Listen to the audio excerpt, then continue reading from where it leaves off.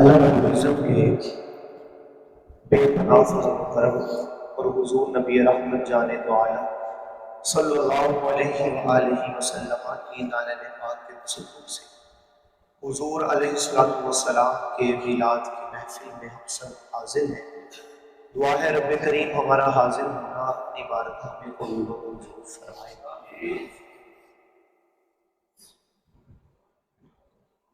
میں اکثر کہا کرتا ہوں کہ میلاد کی محفل میں آنا یہ انسان کے اپنے بس کی بات نہیں ہے۔ کوئی اپنی کوشش سے حضور کا میلاد نہیں بنا سکتا۔ یاد رکھیے حضرت واصف علیہ رحمہ کا قول ہے، آپ فرماتے ہیں کہ جب تک اللہ کا ولی نہ چاہے تو کوئی اس کے مزار پہ نہیں جا سکتا۔ آپ میں سے رانا صاحب کتنے گئے جاتے ہیں نا؟ آپ میں سے پاک مدن شریف بہت سے گئے ہوں گے، دیگر اولیاء کے مزار میں بھی گئے ہوں گے۔ تو جب تک علی حجویری نہ چاہے کوئی لاہور داتا صاحب کے مزار پہ نہیں جا سکتا۔ جب تک فرید الدین مسعود گنج شکر خود نہ چاہیں کوئی پاک وطن ان کے مزار پہ حاضری نہیں دے سکتا۔ یہ حضرت واصف کہہ رہے ہیں جو آج کے دور کا انسان، وہ فرما رہے ہیں کہ جب تک اللہ کا ولی نہ چاہے کوئی اس کے مزار پہ نہیں جا سکتا۔ تو جب ولی نہ چاہے تو نہیں آ سکتا، تو مصطفیٰ نہ چاہے تو کوئی کیسے آ سکتا؟ اپنی قسمت پہ ناز کرو کہ تمہیں حضور نے چن لیا ہے اپنے میلاد کی محفل میں آنے۔ آپ کو مبارک ہو، کیونکہ محبوب کی محفل کو محبوب سجاتے اور آتے ہیں وہی جن کو سرکار بلاتے ہیں۔ ہم خود نہیں آئے، ہماری کیا مجال کہ ہم آ سکیں، ہمیں مکین گنبد خزاں نے بلایا ہے تو ہم آئے۔ اور حضور کی محفل میں وہی آتا ہے جسے مصطفیٰ پسند کر لیتے ہیں، جسے حضور چاہ لیتے ہیں، جسے حضور جس پر نظر کرم فرما دیتے ہیں، وہی حضور کی محفل میں آتا ہے۔ مکے بہت سی دائیاں آئیں، بڑی بڑی اونچی شانوں والی بھی تھی، بڑی بڑی خوبصورت ڈاچیوں والی بھی تھی، لیکن وہ ڈاچی کہ جسے چلا بھی نہیں جاتا تھا، جو سب سے آخر پہ آئی تھی، اور بڑے بڑے شرفاء اور بڑے بڑے امراء کے بچے پہلے آنے والی دائیوں نے اڈاپٹ کر لیے، لے لیے، لیکن آخر پہ آنے والی حلیمہ سعدیہ وہ جب مصطفیٰ کے دروازے پر بیٹھی اور حضور اس کی جھولی میں آئے تو پھر اس ڈاچی کے قدموں میں بھی جان آئی، پھر اس ڈاچی کو بھی پر لگ گئے، اور سب سے آگے آگے سیدہ حلیمہ سعدیہ کی ڈاچی جا رہی ہے، اور آپ فرماتی ہیں جب سے میں حضور کو اپنے آنگن میں لے کر آئی ہوں نا، مجھے رات کو بھی دیا جلانے کی ضرورت نہیں پڑی۔ اور میری سہیلیاں مجھ سے پوچھا کرتی تھی، سعدیہ لگتا ہے بڑی امیر ہو گئی، حلیمہ بڑی امیر ہو گئی ہو، بڑے پیسے آ گئے ہیں کہ رات کو بھی دیر تک دیا جلتا رہتا ہے اور باہر تک روشنیاں آتی ہیں۔ آپ فرماتی ہیں کہ امیر نہیں ہوئی، بس لال ایسا لے آئی ہوں کہ گھر میں اندھیرا ہونے ہی نہیں دیتا۔ ابھی مصطفیٰ کا بچپن ہے اور حلیمہ سعدیہ کے گھر میں کبھی اندھیرا نہیں ہوا، تو پھر بتاؤ حضور کی جوانی کا عالم کیسا، حضور کے شباب کا عالم کیسا؟ خدا کی غیرت نے ڈال رکھے ہیں تجھ پہ 70,000 پڑتے، جہاں میں بن جاتے طور لاکھوں جو ایک بھی اٹھتا حجاب دے۔ وہ ایک تجلی پڑی تھی کوہ طور پہ، موسیٰ علیہ السلام کے چہرہ انور پہ۔ کوہ طور جل گیا اور موسیٰ علیہ نبینا علیہ السلام بے ہوش ہو کر گر گئے۔ جب ہوش آیا اور اپنے علاقے میں بستی میں واپس آئے تو جو دیکھتا تھا اندھا ہو جاتا تھا۔ یہ نور خدا کی ایک تجلی کے کروڑویں حصے کا عالم تھا، تو جو موسیٰ کے چہرے کو دیکھتا نابینا ہو جاتا، اور آپ اپنے چہرے پر نقاب اوڑھ کے رکھا کرتے تھے کہ کوئی نابینا نہ ہو جائے۔ ایک دن آپ کی زوجہ محترمہ نے ضد کی، وہ کہنے لگی کہ میں بھی دیکھنا چاہتی ہوں، اپنے چہرے سے پردہ ہٹائیں، میں نے بھی رب کے جلووں کا دیدار کرنا ہے جو آپ کے چہرے پہ نظر آتا ہے۔ آپ نے کہا کہ میں نے پردہ نہیں ہٹانا، تم اندھی ہو جاؤ گی۔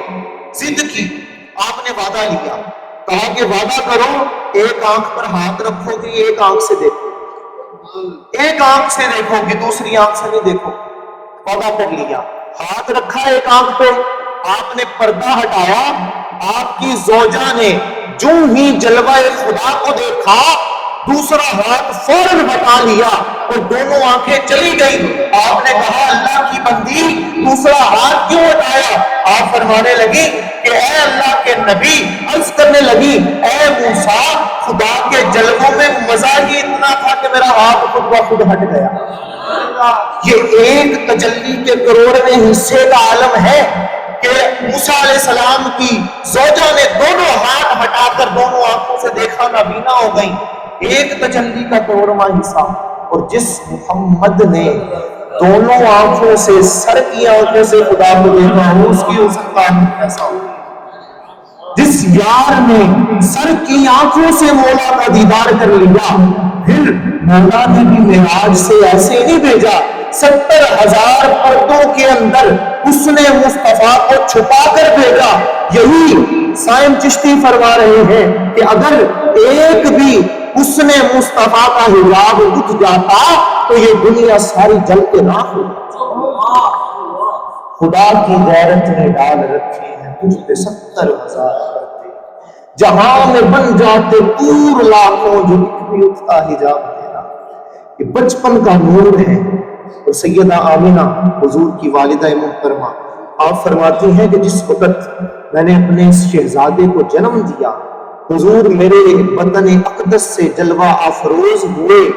آپ فرماتی ہیں میرے جسم سے ایک نور نکلا، اور اس نور سے میں نے مکہ میں بیٹھ کر شام کے محلات کو روشن دیکھا۔ میرے سامنے اگر پردہ آ جائے نا تو میں پردے کے پار نہیں دیکھ سکتا، اس دیوار کے آر پار میں نہیں دیکھ سکتا۔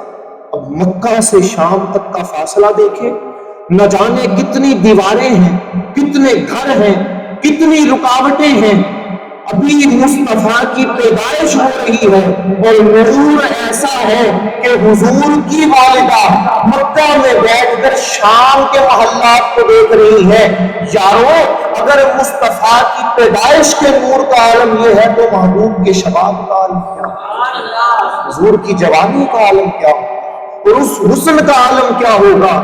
پھر میں کیوں نہ کہوں کہ اس حسن کو دیکھ کر ابو بکر صدیق بن گئے، اس حسن کو دیکھ کر عمر فاروق اعظم بن گئے، اس حسن کو دیکھ کر عثمان ذو النورین بن گئے، اور اس حسن کو دیکھ کر علی حیدر کرار بن گئے۔ یہ مصطفیٰ کے حسن کی برکتیں تھیں۔ اور آقا خود فرماتے ہیں کہ اول ما خلق اللہ نوری، اللہ نے سب سے پہلے میرے نور کو پیدا کیا، سب سے پہلے، اور یہ اللہ کی خواہش تھی۔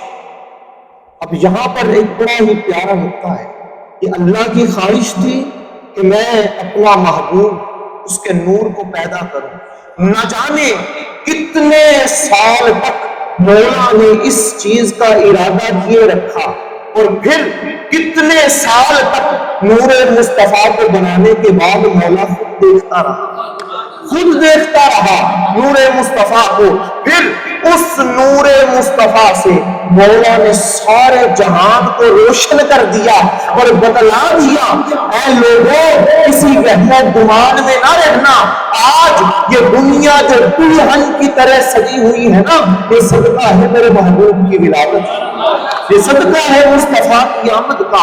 اگر حضور نہ آتے خدا کی قسم مولا کچھ بھی نہ بناتا۔ جو فخر سے کہہ رہا ہے لولا کا لما اظہرت الربوبیہ، اے محبوب اگر میں تجھے پیدا نہ کرتا میں اپنا رب ہونا بھی ظاہر نہ کرتا۔ پھر جب مولا نے اپنی توحید کا اعلان کروانا چاہا تو پھر کسی اور سے نہیں کہا بلکہ خود بھی نہیں کہا. فرمایا محبوب قل هو اللہ احد، آپ کہہ دیں کہ میں ایک ہوں. ارے جو اپنی وحدانیت کا اعلان حضور کے بغیر نہیں کر رہا تو پھر وہ گناہگاروں کو مصطفیٰ کی سفارش کے بغیر کیسے بخشے گا؟ خدا کی عزت کی قسم ہماری بخشش ہوگی تو قدمین مصطفیٰ کے صدقے سے، ہماری بخشش ہوگی تو عشق مصطفیٰ کے صدقے سے ہوگی. جو رب اپنی وحدانیت کا اقرار بھی محبوب کی زبان سے کروا رہا ہے، اعلان بھی محبوب کی زبان سے کروا رہا ہے، اور ہم ہر جگہ پر اپنے محبوب کی شانوں کو بیان کر رہا ہے. الحمد سے لے کر والناس تک سارے قرآن کو محبوب کی شانوں سے مزین کر رہا ہے. تو پھر مجھے بتاؤ نا وہ مولا حشر کے دن کیسے محبوب کے بغیر آگے چلے؟ اس نے اپنے یار ایک بنایا اور کمال کا بنایا، ایک یار بنایا، ایک محبوب بنایا اور کمال کا بنایا. اور پھر سنیو ذرا اپنی قسمت پہ ناز کرو، وہ ایک یار اپنے لیے بنایا تھا، اپنا یار بنایا تھا، وہ بھی 12 ربیع الاول کی صبح ہمیں عطا فرمایا، وہ محبوب بھی ہمیں دے دیا. تو پھر کہنا پڑے گا اپنا معیار زمانے سے جدا رکھتے ہیں، اپنا معیار زمانے سے جدا رکھتے ہیں. ہم تو محبوب بھی محبوب خدا رکھتے ہیں، ہم تو محبوب بھی محبوب خدا رکھتے ہیں. بس پیغام یہی ہے کہ حضور کے ذکر میں کمی نہ آئے. جہاں بیٹھو حضور کا ذکر کرو، حضور کا تذکرہ کرو. جس جگہ پر بیٹھو، گھر میں بیٹھو، دکان پہ بیٹھو، کسی سے ملنے کے لیے جاؤ، کسی سے ملاقات کرو، کوئی ملاقات کے لیے آئے، کہیں بھی ہو، بس ذکر مصطفیٰ سے زبان پر رہے اور حضور کا ذکر ہر وقت ہوتا رہے. خدا کی قسم جو جو ذکر مصطفیٰ کی کثرت ہوتی چلی جائے گی دل میں محبت مصطفیٰ آتی چلی جائے گی، اور جس دل میں محبت مصطفیٰ آ گئی وہ دل پھر دل نہیں رہتا، مصطفیٰ کا مدینہ بن جاتا. اللہ پاک ہم سب کو عمل کی توفیق عطا فرمائے.